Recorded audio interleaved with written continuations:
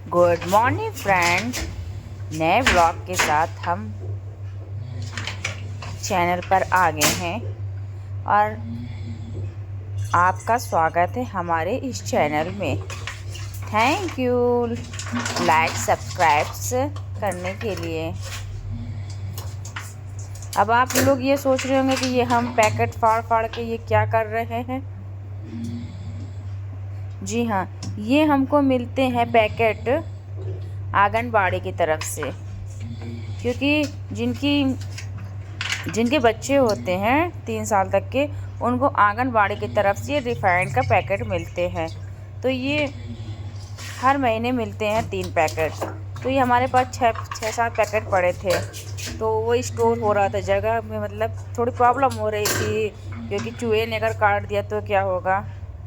तो हमने सोचा लाओ इसको एक एक करके इसमें भर लेते हैं, जिससे कि हमारा रिफाइंड एक जगह हो जाएगा।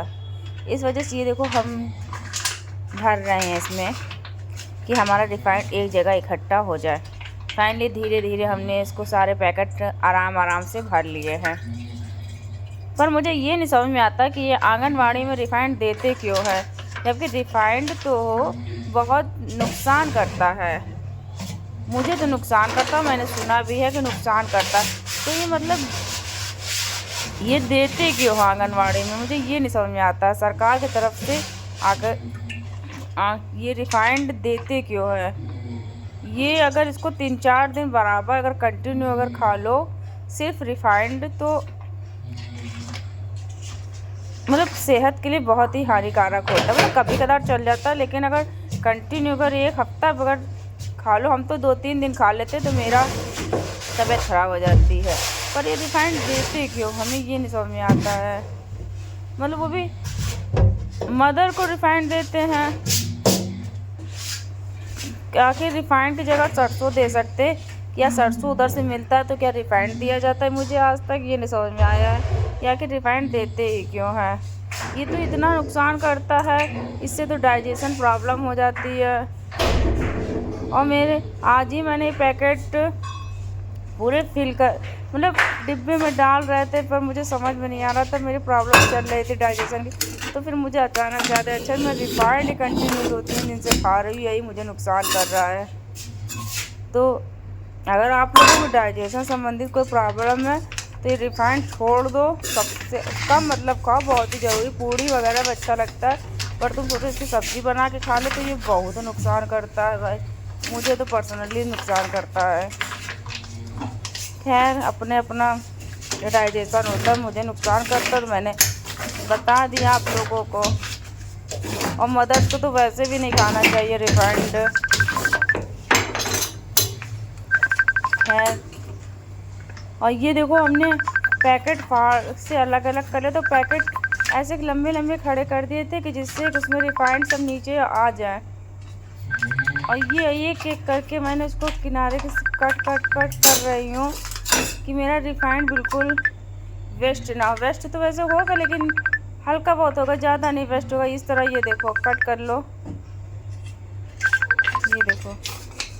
और तो आपका डिब्बा में काफ़ी रिफाइंड पन्नियों में रह जाता है, पर ये जो ऑयल हाथों में लग जाता है तो बहुत गंदा लगता है। लेकिन अब क्या करें, इस तरह हम सब पैकेटों का रिफाइंड जो होता है ऐसे कर लेते हैं।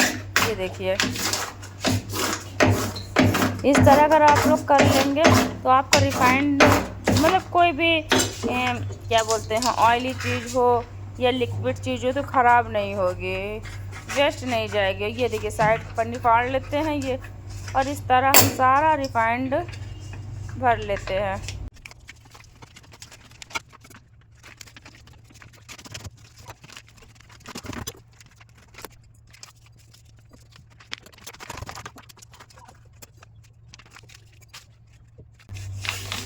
और ये हमने सारी पन्नियों को रिफाइंड इकट्ठा कर लिया है, ये देखिए। और हमारे पास इतना सारा रिफाइंड मतलब पन्नियों में इतना रिफाइंड रह जाता है। और फिर अच्छे से कपड़े से हम पोंछ लेते हैं, हाँ, जिससे क्योंकि मुझे वैसे भी मैं हाथों में ऑयल लग जाता है तो मुझे बहुत ही उलझन होती है, वही रिफाइंड। खैर अब इसको स्टोर करके कुछ दिन के लिए रख देंगे। जब बिल्कुल तबीयत सही हो जाएगी फिर बनाऊंगी मैं इसका कुछ। और ये देखो पेप्सी की बोतलें होती, मैंने इसी में ही रिफाइंड रखा है क्योंकि ये स्पेस भी कम रहती हैं, कम लेती हैं बाकी, और गंदी हो जाती थी इसको फेंक दो, दूसरी में कर लो। पहली बात तो स्पेस कम लेती है और मुझे किचन में बिल्कुल भरापन बिल्कुल भी नहीं अच्छा लगता है। इसी वजह से मैं रिफाइंड हो ऑयल व लिक्विड की चीज़ें जितनी होती हैं सब हम ये बोतलों में भर के लगा देते हैं। और कोई ये देखिए आराम से रख देते तो कोई दिक्कत भी नहीं होती है। खैर, अगर आपको लगता है कि मेरा ब्लॉग देखने लायक है, इसमें कुछ देख करके अच्छा लगता है तो सपोर्ट कर लीजिए, लाइक कर लीजिए। ये देखिए इतने सारे रिफाइंड के पैकेट हैं। Thank you.